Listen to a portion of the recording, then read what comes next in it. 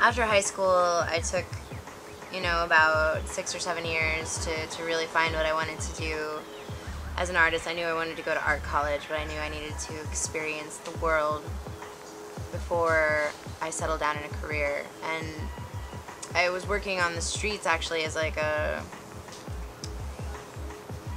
well, like as a live artist, you know. I'd sit down and paint in parks and on street corners and whatnot, and when people would come by and want to buy my artwork, I would just pass it on, and everything that I had was kind of like, it was very, you know, like I said before, very temporal and temporary.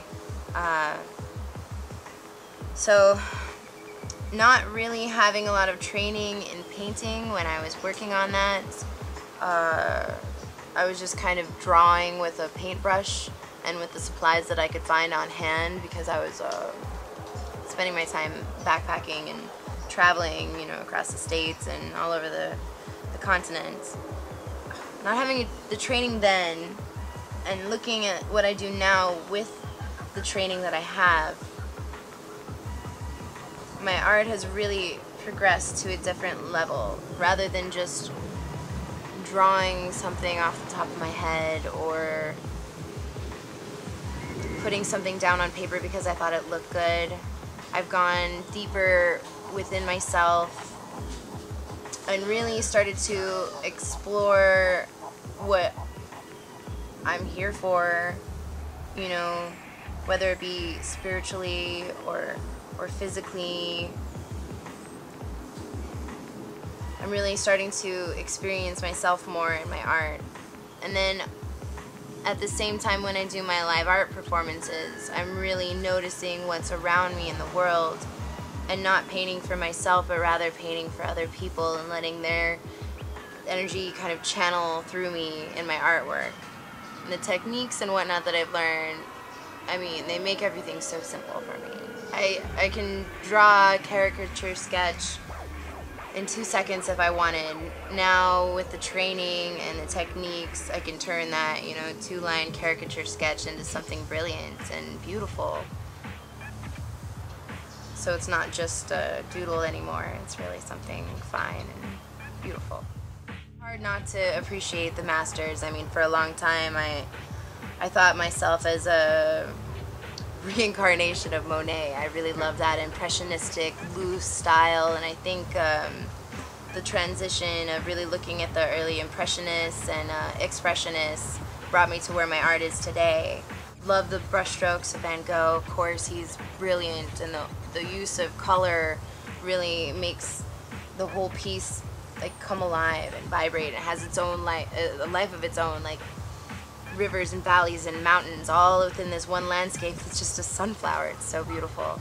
Recently I've been looking at a lot of illustrators because I'm graduating my illustration degree, so I've been, you know, looking up to people that work in my field and whatnot. I really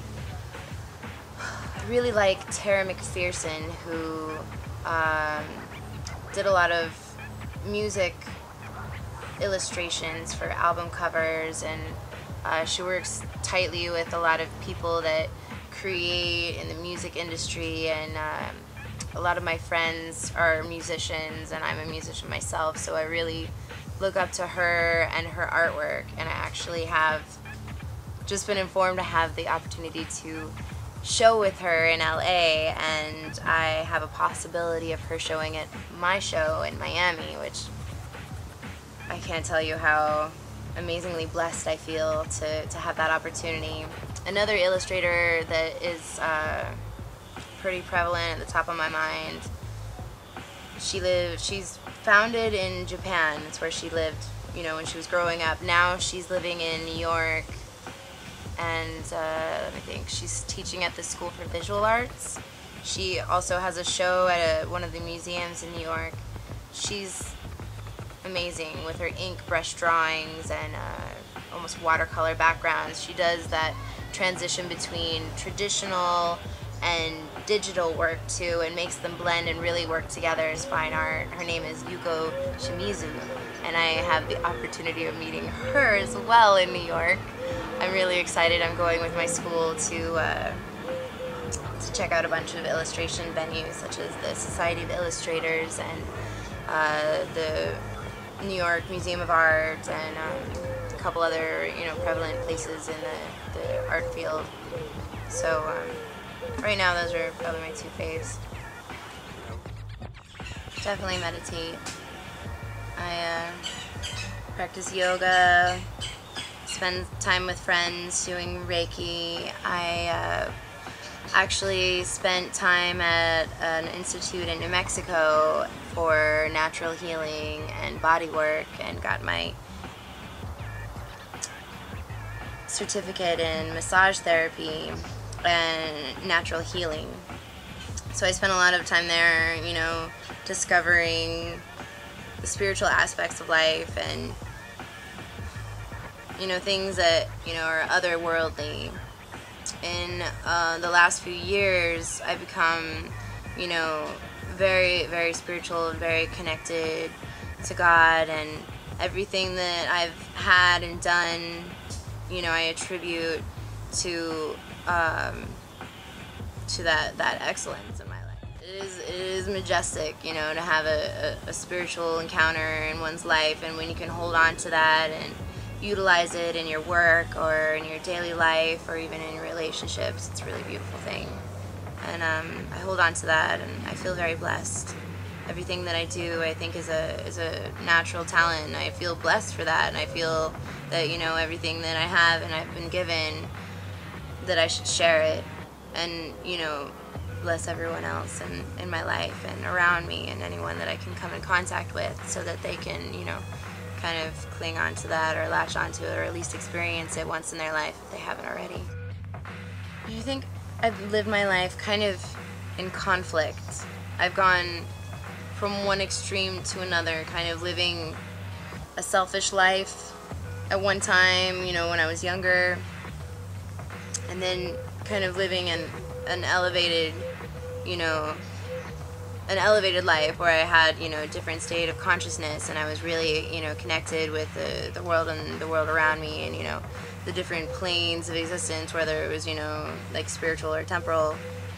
And then, I went back and transitioned to another kind of selfish way of living. And then, in the last, I guess it's been in the last 5 years, I've spent, really connecting with the spiritual side, the etheric, the esoteric ways of life, really becoming less two-dimensional and becoming more diverse. Not just seeing what's in front of my face, but really seeing everything that's around me, in this plane of existence, on this earth, and this very breath that I'm taking right now. I mean, I'm really trying to expand my mind and my horizons and my spiritual path, and really take a closer walk with God, and with the higher power. With the higher power, exactly. Really try to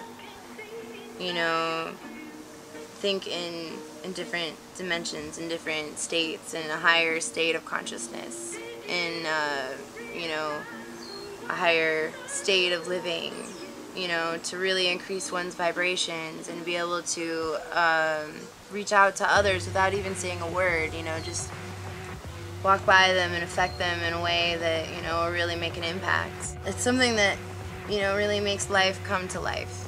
It puts, a bounce in your step. It puts energy in the first, glimpse that you have in the morning when you wake up, when you really feel connected to the world and to the people around you and the people that you love, and you're not just, living living a second-rate life. You're really living in the tops,